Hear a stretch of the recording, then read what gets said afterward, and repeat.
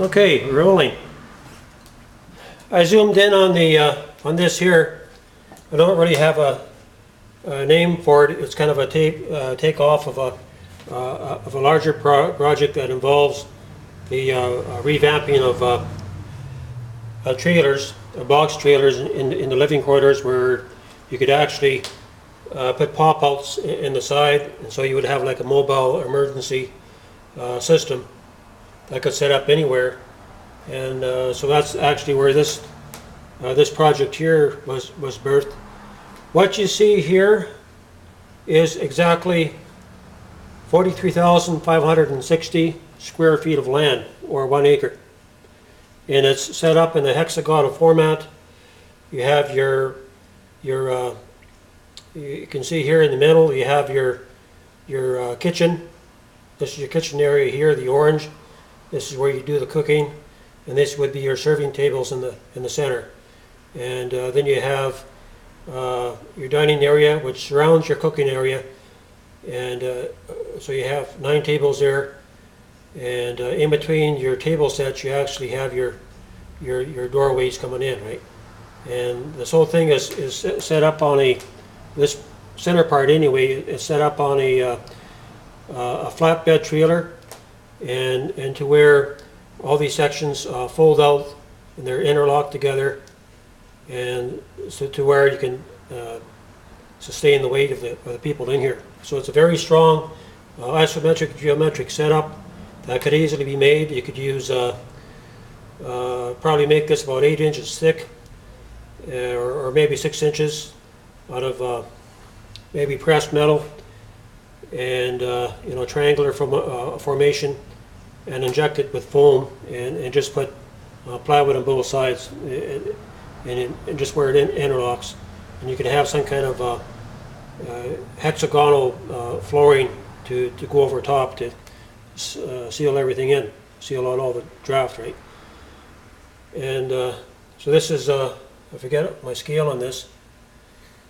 This here is 1,152 square feet this year.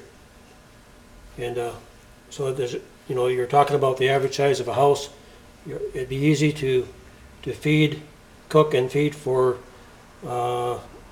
these 9 tables, and each table would be enough room to sit 6 people. So you got 6, 6, 6, 18, and 18, and 18 people. So that's how many people you'll be able to feed all at one time. So you're set up for more than just the people that are camped out here. You're set up for those that might be camped out in the periphery. But this is something that can be done. There's lots of tractor trailers out there that are not being used, and they could be revamped and made into these fold downs, right? And when it's all folded up, they look like a transport truck all folded up, then it all folds down. All your kitchen facilities are there. That's your kitchen dining in the center. Now on the periphery, you have your living quarters here, and they're set up being 12-sided. And in this particular scale, from the center to the outside, it is 14 feet. And so this works out to 588 square feet in each one of these. And I'll have another drawing that I'll get into in the third part presentation. But you need to kind of understand the format and the layout. So you might have where you have your walkways here. This would be your common area where you can put your coats and your jackets. And it's not a trailer system. This is just like a table system that could be set up, and you'd actually hook in these panels to the hexagonal center. And each one of these panels here, this would make up 1/6, 1/6. So this 1/6 would break down into 2 halves that could be joined together and just stepped into the center, and you drop your legs down below, and you got your platform. You got your little screw jacks down below, so you can accommodate for your land. You could build this over top of a railway track and it would work. It don't matter, because everything is off the ground, and that's number one in survival, off the ground, right? And maybe FEMA could pick up on this, because this is more advanced than what they have. This is better because it's God-given. And I thank my Lord that He's given me this gift to be able to build and design, and now it's time to get it out there to help people. So you have your entranceways here, and your entranceways are connected together, and as also your platform is connected together into the center. So those who have on a wheelchair or whatever, they have access, and this is very important. So maybe this here would be a ramp instead of a set of stairs, right? And so you got your entranceway. Opposite of your entranceway is your bathroom facilities. So all your yellows around here represent your bathroom facilities. All your white areas, your entranceways. And so that would leave the other 4 or 6 would be of the periphery. That would be your sleeping arrangement. So you might have a master bedroom here. All your these reds here would be your master bedrooms all the way around. Lots of room for a large bed or for a couple. And that would give you a bedroom here that would be able to handle 2 children, another one, and a third one. So for each one of these units, you would have your entranceway, you would have your common area, which would be your hallway, where it gives you access into all the way around. And I think this is a pretty neat setup, and it's similar to how teepees are made, except you're off the ground, right?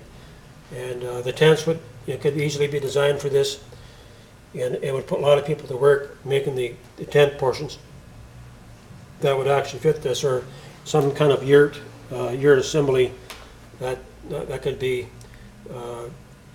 put on this, and everything's collapsible to where you move. So now you have a tent city, or a Bushville, or a Harperville that is